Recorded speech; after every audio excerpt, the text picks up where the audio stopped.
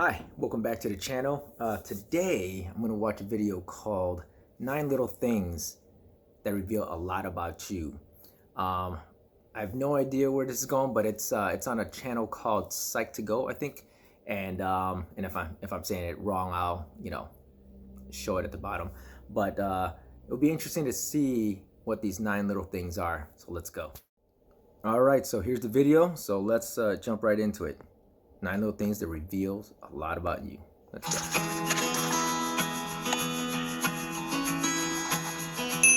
Sometimes it can be hard to get to know a person. One minute you think you've just figured them out, and then the next they go ahead and show they're someone else from who you thought they were. Whoever you're trying to get a read on, they may be trying to get a read on you too. There are a lot of little things that can reveal a lot about your personality, like what type of shoes you wear, or how often you check your phone, or even your handshake. If you're curious to learn more about these things that give insight into your I like the personality, drawing so here far. are 9 little things that can reveal a Already looks lot like about you. a pretty good video. Number 1, how often you check your phone. You check your phone a lot. It buzzes and beeps, receiving messages from your friends and family, or maybe you have to exclusively use it for work.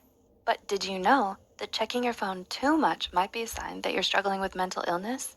A team of psychologists at the University of Derby and Nottingham Trent University conducted an online study with 640 smartphone users, aged 13 to 69, to determine the association between smartphone use and personality traits. Results indicated that people who struggle with their mental health are more likely to intensively use their smartphone as a Yikes.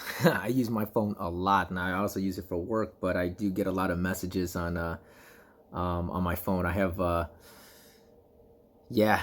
have a lot of interests, so I have different groups of friends that I talk to regularly about a lot of different things, whether that be sports, investments, or just random hobbies that we have. So yeah, I don't know what I don't know what that says about me, but I guess we'll see. form of therapy.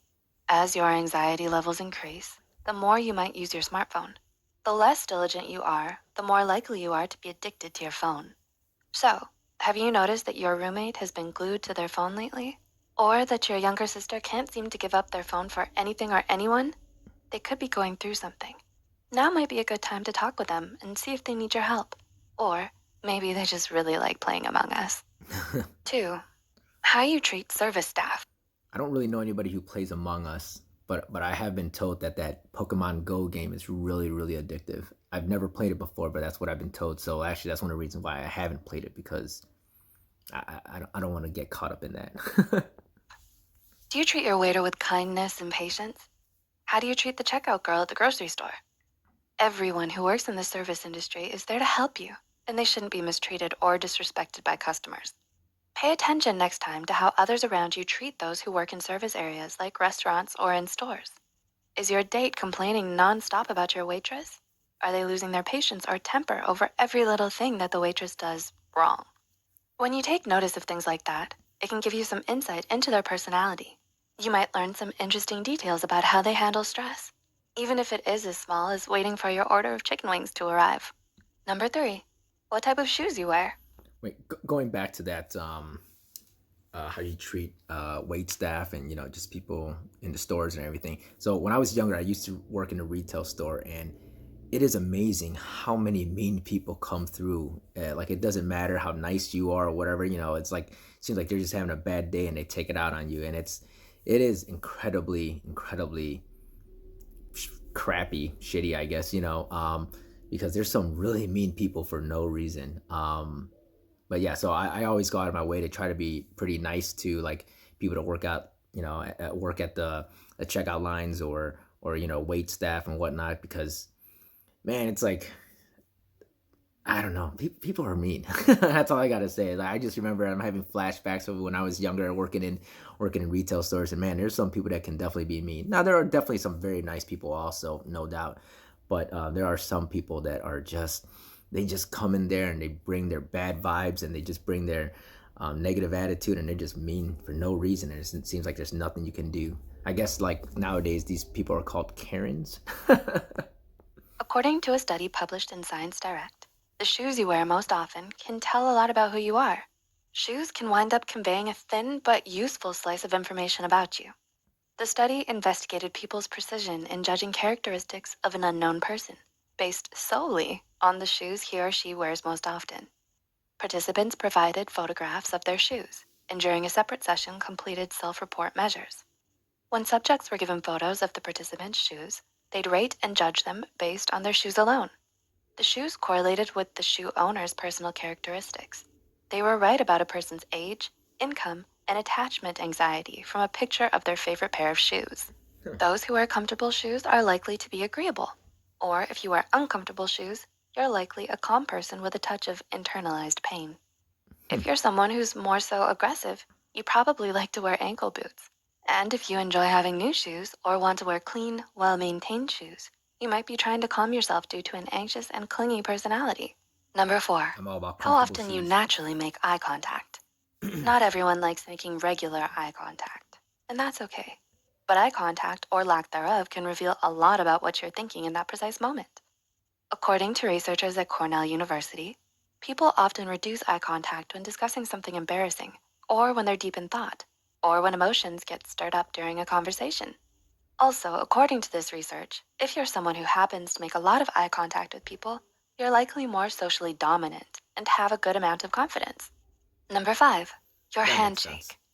Your handshake can seem like such a small, trivial thing, but it can actually be an important indicator of your personality.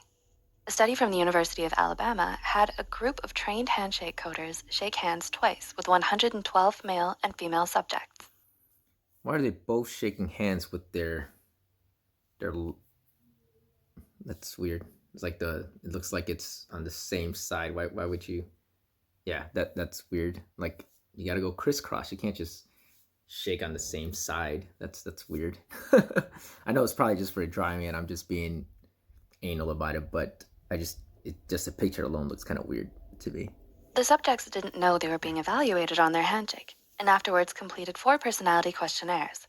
The study found that your handshake stays consistent, and how you shake can tell a lot about your personality. The firmer your handshake is, the more likely you are to be an extrovert and open to new experiences.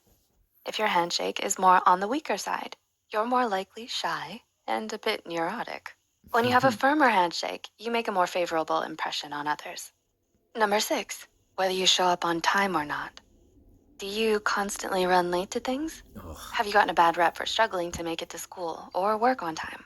In actuality, this bad habit might not be the worst thing. Running late can be indicative that you're a multitasker or are more laid back. Findings from a 2003 study by Jeff Conte from San Diego State University showed that out of 181 New York City subway operators, those who preferred to multitask were commonly late to work. Multitasking makes it harder to have metacognition, or the awareness of what you're doing, meaning that you aren't as aware of the time when you're in the middle of multitasking. Number 7, when you Now, hang on. I just want to go back to that being late. If you have plans, be on time. That's all I have to say. Like if you're just casually doing stuff, then it doesn't really matter, and you're not like focused on the time. But if you have plans, if like you have a meeting or you're planning on meeting with somebody at X amount of time, don't make them sit there and wait for you. I mean, that to me is crazy. It's like you letting them know that your time is more valuable than theirs. Like if you told me that we're supposed to meet up at 6 o'clock, I show up at 6 o'clock. You don't show up till 6:20. Man, I could have just been chilling for 20 minutes instead of like rushing there to make sure that that we meet up at the time that we agreed upon. So I don't know. I guess that's just me. I mean, if you say we're gonna meet up at 6 and let's meet up at 6, it's different if you're like maybe 5 minutes late or something like that. You always give people buffers because traffic or whatever. I get it, but if you're like late, that would drive me nuts. It's like, man, I got other things to do too. Like, I don't have time to just be sitting around waiting for somebody. That to me, I feel like it's very inconsiderate. But anyways, good for them for being multitaskers. Everybody multitasks. You just got to be aware. You just got to be able to do it well enough so that you're not like late all the time. get something for yourself, but don't think to get anything for anyone else. Let's say you want some takeout, so you decide to grab some sushi on your way home from work, and then you call your partner or your family to see if they want some too. That is, you probably do this if you're a kind and unselfish person. Someone who doesn't do this is likely someone who could be considered rude, inconsiderate, or selfish, and isn't very thoughtful. They might also just be cheap. Number 8. If you subtly put others down, people can subtly be rude to you, and you might not notice it right away. For example, do they talk like this? You don't like to read that comic, right? Or, you're not really into that video game, are you? If they often phrase questions in a condescending way, and you can't help but feel bad by their remarks, then they might not be the best friend to have. Speaking this way can also be a sign that they look on the negative side of things and don't think very highly of others. And number 9, where you look. That's interesting. I think when people ask me, "Oh, you're not gonna read that comic book, are you?" I'm like, "Man, I love this comic book." I guess that's just how I am. Where it's like if they're saying something negatively, it's like if it's something that I enjoy or something that I like, I have no shame or no. I personally don't have any reservations in letting them know that, hey, man, I don't care what you think. I like this. So, or maybe that's because I'm a little older. I don't know. I mean, maybe that's more of an issue when you're younger, which, I don't think I cared much when I was younger either. But just something to think about. When you're drinking out of a cup. In psychology, where you happen to look while you take a drink can subtly reveal a lot about you. If you look over the rim of your cup when taking a drink, you're likely an extroverted type who can be easily influenced. It's an indicator that you trust others easily, are environmentally aware, and have a carefree view of life. If you look into the cup when drinking, you're more introspective. You know yourself, are focused, and have an idealistic view of life. If you're someone who closes their eyes while drinking, you might be in some sort of pain or discomfort and are preoccupied with pleasure and relief. Which of these 9 things mentioned in the video do you think would reveal the most about your personality? Please like and share this video if it helped you and you think it could help someone else too. The studies and references used are listed in the description below. Don't forget to hit the subscribe button for more Psych2Go videos. Thanks for watching, and we'll see you next time. The last one was pretty interesting about the cup. I was trying to sit here and think, like, how do I drink? Do I drink it? I think I look out. I think I look out. I don't think I look at the water, but I guess it all depends. Like, if someone's handing me a drink for the first time and I'm drinking it, I might look into it and drink, but then later on, I don't. So, yeah. So I think maybe the first sip, if someone's handing me a drink, I might look into it, and then just to make sure there's no bugs or anything crazy. I don't know. I don't think anyone's trying to poison me, but I think most of the time when I'm drinking, because I do drink water most of the time. That's usually what I drink. I drink water and some booze. Um, but yeah, so it's like usually clear, so it's not, you can just see it. It's not. That to me is interesting. Everything else, I thought it was okay. I mean, the video was okay. I thought it was going to be a little more upbeat. I don't know why. I mean, I guess I'm more used to watching videos like maybe BuzzFeed or Try Guys or something like that, where it just seems a little more upbeat. This seemed a little more like reserved and relaxed. I guess it makes sense being that it's a psych channel. But anyways, hope you liked the video. If you did, please press the like button, click subscribe, notification bell, and thank you for watching.